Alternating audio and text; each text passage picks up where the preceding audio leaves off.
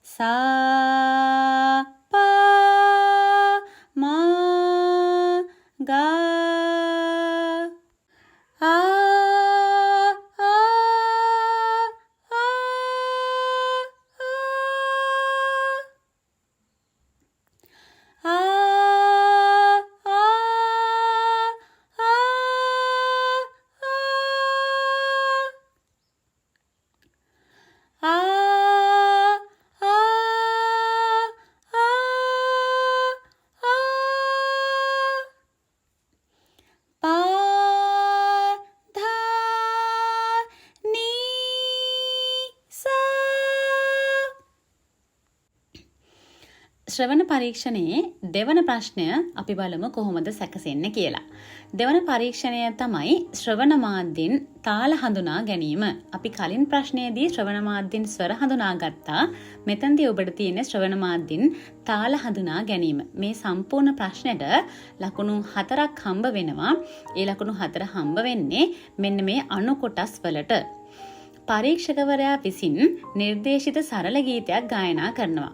ඔයාට තියෙන්නේ ඒ සරල ගීතයට අදාළ හින්දුස්ථානී තාලය කුමක්ද කියලා හඳුනාගෙන අර ඔබට ලබා දීපු කොළයේ තාලයේ නම ලියන එක. එතෙන්දී එක ලකුණක් ඔබට හම්බ වෙනවා.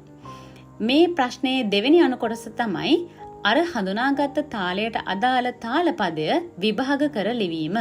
මෙතෙන්දී තාල සංඥා ඒවා දැක්වීම බලාපොරොත්තු වෙන්නේ නැහැ. වුන් බලාපොරොත්තු වෙන්නේ තාලපදේ. එහෙම නැත්නම් තේකාව නිවැරදිව විභාග වලට වෙන් කර ලිවීම. එතෙන්දී ඔයාට තවත් ලකුණක් හම්බ වෙනවා. තුන්වෙනි අණු කොටස තමයි ඒ ඔබ ප්‍රස්තාර කරපු තාලයට අදාළව නිර්මාණය වෙලා තියෙන වෙනත් ගීතයක මුල් පාදයක් ලිවීම. ඔබ කැමති ඕනෑම සරල ගීතයක් අර තාලෙට ගැලපෙන ඕනෑම සරල ගීතයක් ක මුල් පාදය ලිවීම තමයි මෙතනදී බලාපොරොත්තු වෙන්නේ. අන්න ඒ ප්‍රශ්නෙට තවත් ලකුණක් ඔයාට හම්බ වෙනවා. හතරවෙනි අණු කොටස තමයි ඔබ ඒ කලින් නම් කරපු හින්දුස්ථානී තාලයට සමාන දේශීය තිත්‍රූපය ලාංකේය දේශීය තිත්‍රූපය කුමක්ද කියා නම් කිරීම තමයි මෙතනදී බලාපොරොත්තු වෙන්නේ. ඒ අණු කොටසට තවත් ලකුණක් ඔයාට එකතු වෙලා සම්පූර්ණ ශ්‍රවණ මාධ්‍යෙන් තාල හඳුනා ගැනීම කියන ප්‍රශ්නෙට ලකුණු 4ක් හම්බ වෙනවා. මේ ප්‍රශ්නයේදී විශේෂයෙන් ඔයා මතක තියාගන්න ඕනේ කරුණක් තමයි මේ ශ්‍රවණ මාධ්‍යෙන් තාල හඳුනා ගැනීම කියන ප්‍රශ්නයේ පළමු ප්‍රශ්නය. දැන් පරීක්ෂකවරයා ගායනා කරන ගීතයට අදාළ හින්දුස්ථානී තාලය ඔයා හරියට හඳුනාගත්තේ නැත්නම් ඉතිරි අණු ප්‍රශ්න සියල්ලම වැරදිනවා. මොකද එකිනෙකට සම්බන්ධ ප්‍රශ්න 4ක් අහන්නේ. ඒ නිසා අපි අවබෝධයෙන් මේ ප්‍රශ්නයට මුහුණ දෙන්නට ඕන. ඒ වගේම ඔයාලගේ දැනුමට මම මේ වීඩියෝ එකේ දාන්නම් අපි ඉගෙන ගන්න තියෙන හින්දුස්ථානී තාල 6ට සමාන දේශීය තිත්‍රූප ටික මොනවද කියලා. ඉතින් මේ ටික හොඳින් බලාගෙන මේ ශ්‍රවණ පරීක්ෂණයේ තාල සම්බන්ධ ප්‍රශ්නයට ඔබ පිළිතුරු සපයන්න. හොඳයි, ඊළඟට අපි බලමු මේ ශ්‍රවණ පරීක්ෂණයේ ඔබෙන් අහන අවසාන ප්‍රශ්නය. රාග ඥානය පරීක්ෂා කිරීම කියන ප්‍රශ්නය නිර්මාණය වෙන්නේ කොහොමද කියලා. රාග ඥානය පරීක්ෂා කිරීම කියන ප්‍රශ්නයේදීත් ඔයාලට අණු කොටස් 4කට පිළිතුරු ලියන්නට සිද්ධ වෙනවා. මෙතන රාග ඥානය ප්‍රශ්නෙට ලකුණු 4ක් හම්බ වෙනවා. අපි බලමු ඒ අණු කොටස් 4 මොනවද කියලා.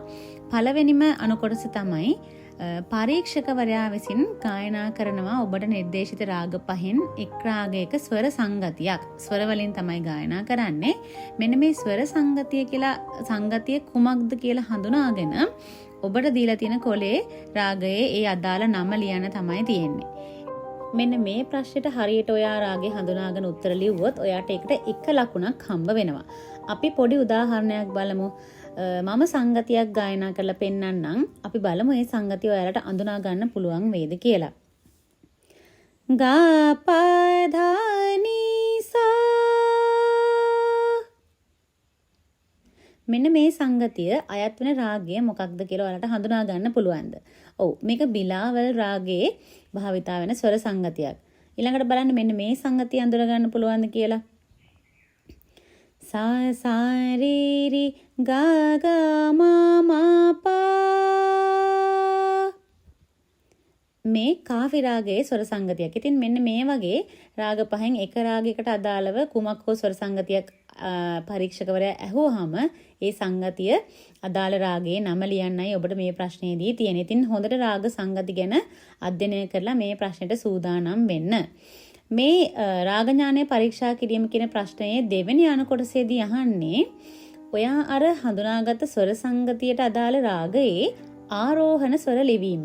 අපි හිතමුකෝ අපි බිලාවල් රාගයේ ස්වර සංගතියක් මුලින් අඳුනගත්ත කියලා. එතකොට ඔයා මෙතෙන්දි කරන්න ඕනේ බිලාවල් රාගයේ ආරෝහණ ස්වර ටික નિયમિત ස්වර සංකේත සහිතව නිවැරදිව ලියන්න ඕනේ. දැන් බිලාවල් රාගයේ නම් ස්වර හතම සාරී ගාමා පාදා නීසා කියලා ශුද්ධ විදිහට තමයි යෙදෙන්නේ. අපි හිතමුකෝ කාෆි රාගයේ ස්වර සංගතියක් තමයි ඔයා අඳුනගත්තේ කියලා. එහෙනම් කාෆි රාගයේදී අනිවාර්යෙන්ම සාරී ගාමා පාදා නීසා කියන ස්වර ටික ලියලා කාෆි රාගයේ කොමල ගා සහ කොමල නී යෙදෙන හින්දා ඒ ස්වර සංකේත අනිවාර්යයෙන්ම දාලා තමයි ලියන්න ඕනේ. එහෙම නිවැරදිව ලිව්වොත් ඔයාට මෙන්න මේ දෙවෙනි අණු කොටසට තවත් එක ලකුණක් හම්බ වෙනවා. තුන්වෙනි අණු කොටසේදී අහන්නේ ඒ රාගයේම ඔබ අර කලින් හඳුනාගත්ත රාගයේම ආරෝහණ ස්වර ටික අපි ලියුවනේ දෙවෙනි ප්‍රශ්නේදී. තුන්වෙනි ප්‍රශ්නේදී කරන්න ඕනේ ඔයා අවරෝහණ ස්වර ටිකත් අර අදාළ විදිහට નિયમિત ස්වර සංකේත දාලා ලියන එක. එතනදිත් ඔයාට ඔන්න තව ලකුණක් හම්බ වෙනවා. දැන් රාග ඥානය පරීක්ෂා කිරීම ප්‍රශ්නේදී ලකුණු 3ක් අපි අරගෙන තියෙන්නේ. අවසානම ප්‍රශ්නේදී අහනවා එම රාගයට අදාළ විශේෂ ලක්ෂණයක් ලිවීම. එම රාගය කියන්නේ අර අපි කලින් අඳුනාගත්ත රාගයටම අදාළ වෙච්ච විශේෂ ලක්ෂණයක් ඔයා ලියන්න ඕනේ. මේ වෙනකොට ඔයාලට පාසලේදී උගන්වලා තියෙනවා රාග පහ අධ්‍යයනය කරනකොට ඒ රාග පහට අදාළ සුවිශේෂී ලක්ෂණ. අපි ගමුකෝ බිලාවල රාගයේ ස්වර සංගතියක් අහලා ඔයා බිලාවල රාගයට අදාළ ලක්ෂණයක් ලියන්න උනා කියලා. එහෙනම් අපිට ලියන්න පුළුවන් බිලාවල රාගයේ සියලුම ස්වර සුද්ධව භාවිතා වේ කියලා. යමන් රාගය ගත්තොත් අපිට ලියන්න පුළුවන් යමන් රාගයේ තීව්‍ර මා ස්වරය භාවිතා වේ කියලා විශේෂ ලක්ෂණයක් විදිහට. කාෆි රාගය ගත්තොත් ඔයාලට ලියන්න පුළුවන් කාෆි රාගයේ කොමල ගා සහ කොමල නීස්වර භාවිතා වෙනවා. ඊට අමතරව විවාදී ස්වර විදිහට ශුද්ධ ගා සහ ශුද්ධ නීස්වර භාවිතා වෙනවා කියලා වගේ ලියන්න පුළුවන්. බහිරවී රාගය ගත්තත් ඔයාලට ලියන්න පුළුවන් ශුද්ධරී, ශුද්ධ ගා, තීව්‍රමා, ශුද්ධ ධා සහ ශුද්ධ නී කියන ස්වර විවාදී ස්වර විදිහට බහිරවී රාගයේ භාවිතා වෙනවා කියලා. භූපාලි රාගයේ ස්වර සංගතියක් ඇහුවොත් ඔයාලට ලියන්න පුළුවන් මෙතනදී විශේෂ ලක්ෂණයක් විදිහට භූපාලි රාගයේදී මා සහ නී කියන ස්වර දෙක වර්ජ වෙනවා කියලා ලියලා එන්නේ ඒ වගේ විශේෂ ලක්ෂණයක් ලියවපුවාම ඔයාට ඔන්න තවත් ලකුණක් හම්බ වෙනවා. එතකොට සම්පූර්ණයෙන්ම මේ ප්‍රශ්නේ රාග ඥානය සම්බන්ධ ප්‍රශ්න ලකුණු 4ක් හම්බ වෙනවා. මෙතනදිත් විශේෂයෙන්ම මතක තියාගන්න ඕනේ මේ රාග සම්බන්ධ ප්‍රශ්නේ පළවෙනි ප්‍රශ්නය. කියන්නේ පරීක්ෂකවරයා විසින් ගායනා කරන ස්වර සංගතිය ඔයා නිවැරදිව හඳුනාගත්තේ නැති වුණොත් ඉතිරි ප්‍රශ්න 3ේම පිළිතුරු වර්ධිනවා. මොකද එකිනෙකට සම්බන්ධ ප්‍රශ්න 4ක් අහන්නේ.